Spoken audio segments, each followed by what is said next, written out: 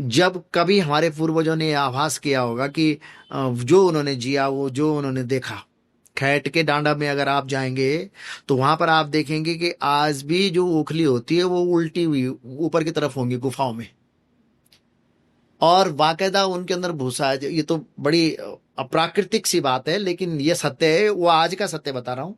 ये कोई मोहनजोदड़ो के टाइम की बात नहीं बता रहा मैं। अलबत्ता वहां कोई जा नहीं सकता आज भी। जो जाते हैं वहां पर अभी भी खैट का डांडा जो जनन, अगर उनको आप देखें तो वहां पर पाते हैं कि देवांगनाएं, देव परियां वहां आती हैं और भ्रमण करती हैं। उषा काल में वो भागीरथी और विलंगना के तट पर स्नान हेतु आती हैं।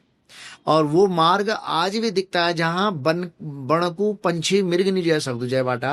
अगर आप देखना खैट की आचरियों को बाटू, आप पिलखी से पहले देखेंगे धार के उस तरफ, तो आपते बाटू दिखे लेक, बहुत बाटो। और जिन लोगों ने वहां पर शोधकर्ताओं ने कभी ये देखने की कोशिश की कि रास्ता है क्या, तो उनको लगा कि वहां पद चिन्ह होते हैं। तो वो तो आज घटित हो रहा है। और वो पर्वत इतना प्रसिद्ध पर्वत है कि जहां देव ऋषि कात्यायनी की तपस्थली है, वो कात्यायन ऋषि की, जहां भगवती जगदम्बा भगवती कात्यायनी के रूप में प्रकट हो गई थी। और जो शिव अखंड लंका का प्रदान उसने रावण ने वहीं बैठ करके करा है।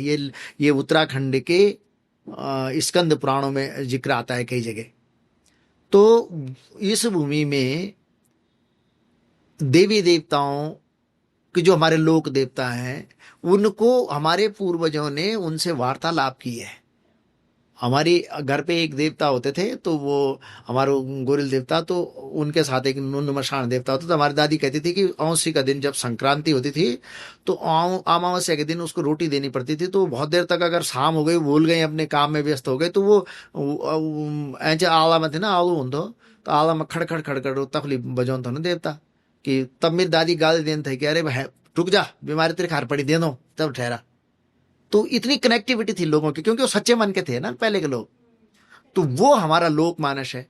आज अच्छी बात यह है कि यंगस्टर्स, तुम जो नौजवान हो, जो जर्नलिज्म कर रहे हो, और इस समय अगर इन चीज़ों के लिए शोध कर रहे हो या जानना चाह रहे हो, तो ये अच्छी बात है। लेकिन ये तभी संभव हो सका कि जब दुनिया ने इस तरफ ध्यान दिया कि कौन सी, अम्मा मिलिनोई में जाते हैं, सिंसिनाटी में जाते हैं, तो they want to be know the what of kind, क्या है वो कारण जिसकी वजह से देवी देवता धरा पर आते हैं। कौन सी वो बात है कि संसार के पास भौतिक सुख तो बहुत ज्यादा है, लेकिन उनके पास आज की तारीख में स्पिरिचुअलिटी नहीं है, फैमिली वैल्यूज नहीं है।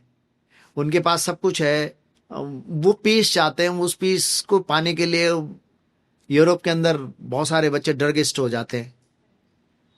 और हमारे बच्चे जो हैं, हमारे बच्चों को अगर अच्छे संस्कार मिल गए तो आंख बंद कर करके अपने आप में वो आनंद ले लेंगे।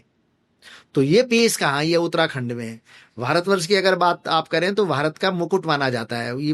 उत्तराखंड देवभूमि भारत का मुकुट है, भाल है। और क्यों न हो, जहां देव भगवान श्री हरि सतयुग काल से उनकी तपस्थली है। भगवती गंगा का मायका, आप सोचो ना, गंगा अगर नहीं होती, the holy river of Ganga, आप कहीं भी जाओ तो आपको पूछा जाता है आप कौन सी कंट्री से हैं। ओ, हॉली रिवर ऑफ गंगा, बड़े आदर से लोग नाम लेते हैं। कौन सी, कहते हैं आपके यहाँ जो नदियाँ कितनी, तो हम और नाम लेते हैं। तो गंगा भी तो है, तो हम कहते हैं गंगा को हम नदी नहीं माँ बोलते हैं। गंगा तो अमृत है, वो पानी नहीं होता, उसका अमृत होता है। और गंगा में जो कुछ भी अमृत है वो कहाँ से है? हिमालय की जड़ी बूटियों से, बुग्यालों से। तो हमारा जो ढोल है, इन सब चीज को जागृत करने के लिए ये सारी बातें ढोल पे है। मैं इसलिए ढोल सागर के परिप्रेक्ष्य में बोल रहा हूँ। भूमि का जिक्र है, धरती माता का जिक्र है, संध्या काल का जिक्र है, उषा काल का जिक्र है, प्रभात काल का जिक्र है, रात्रि काल का जिक्र है, चारों पहर का जिक्र है। और धरती की green sustainability of the earth, उसका जिक्र है उसमें, जिसके लिए आज दुनिया एक हो रही है। संसार में आज इस भौतिकी युग में आदमी एक मकान बना रहा है, जहां पर मकान बना रहा है वहां 15 पेड़ काट रहा है और फिर 50 गमले लगा रहा है।